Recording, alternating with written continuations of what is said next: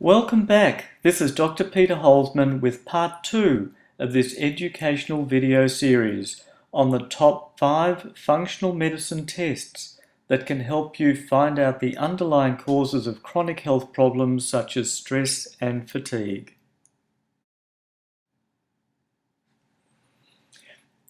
In this video, I will cover the first 2 tests, hair tissue mineral analysis, HTMA, and DMSA chelation testing.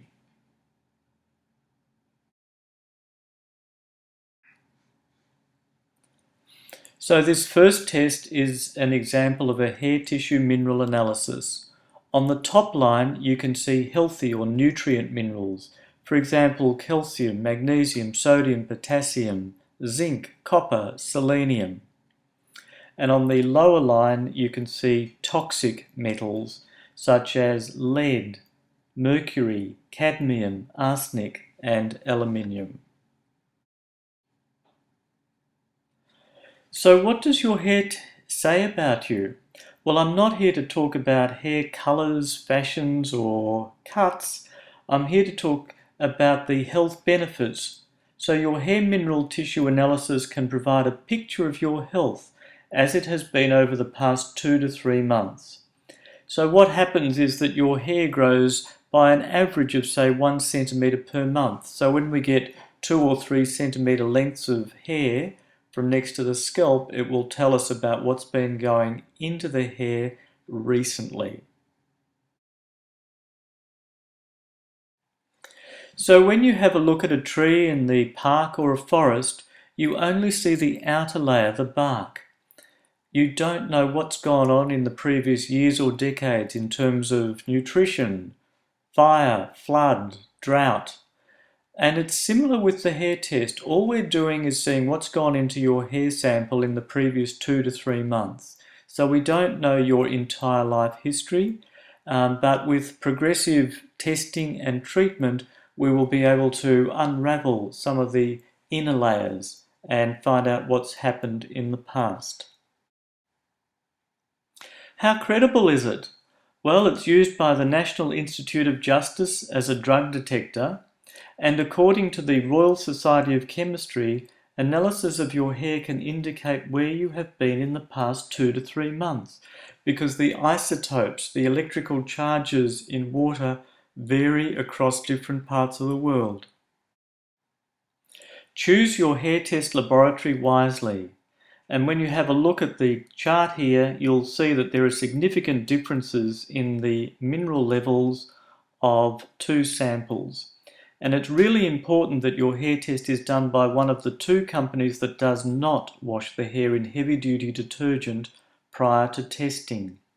Detergents wash away many of the lighter minerals, such as calcium, magnesium, sodium, and potassium, rendering the results for these minerals useless.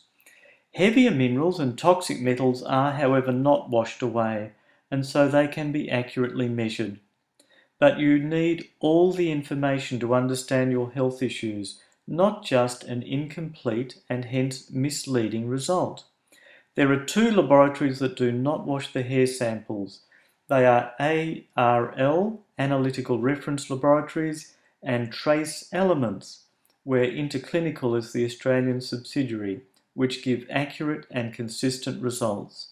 My ebook has details on split testing samples that have gone to both laboratories. What does hair mineral tissue analysis tell us? Well, we're looking for healthy minerals in your body, the calcium, sodium, potassium, magnesium, and so on. The presence of toxic minerals, for example, mercury, lead, and cadmium. And we also look at the ratios and interactions between minerals.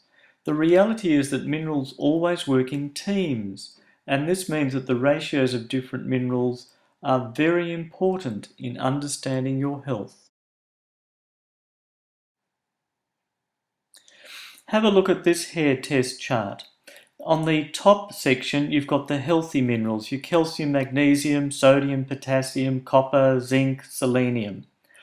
There is a grey bar across each, and that is the optimal level, which is based on healthy athletes. In this person's case, all their healthy minerals are low, suggesting that they have a malabsorption pattern.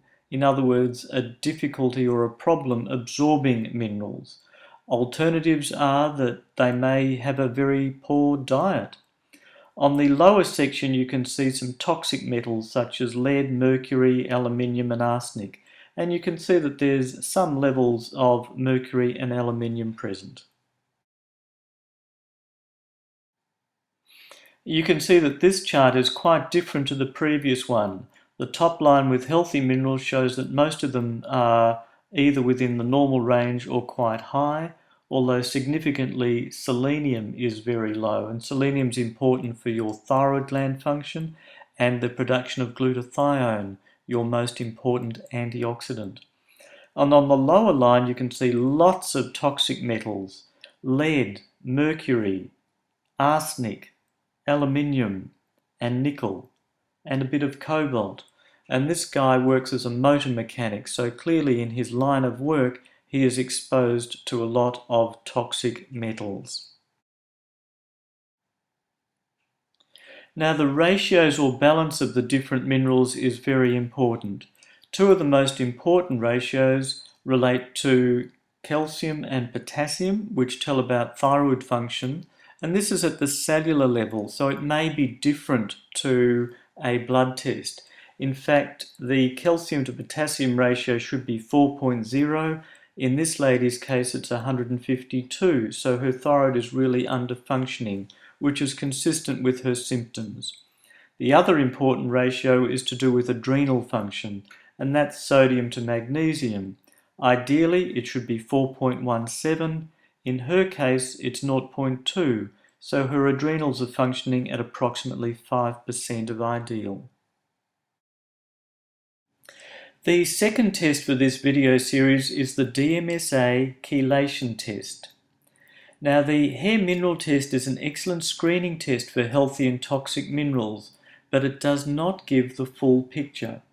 And it's often helpful to measure the extent of these toxic metals and also see what other metals can be flushed out from deeper organs and tissues with a chelating agent such as oral DMSA or intravenous DMPS.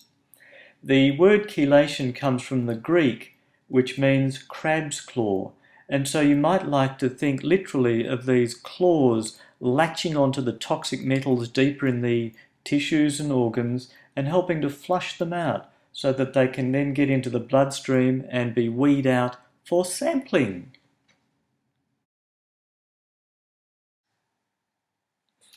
So have a look at this hair test result for a 38-year-old man.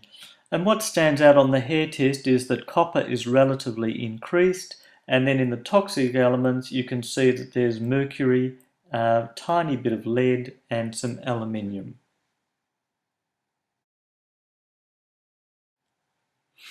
Okay, let's have a look at his DMSA chelation test.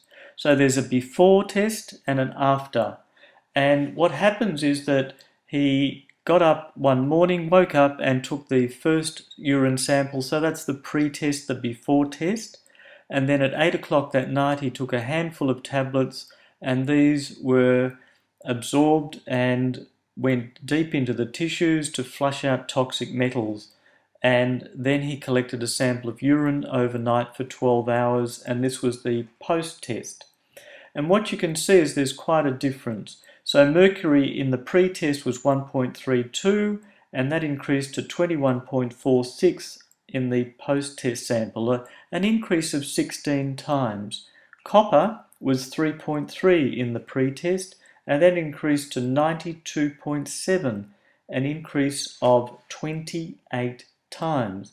So what that meant is that he had proven build-up or accumulation of both mercury and copper.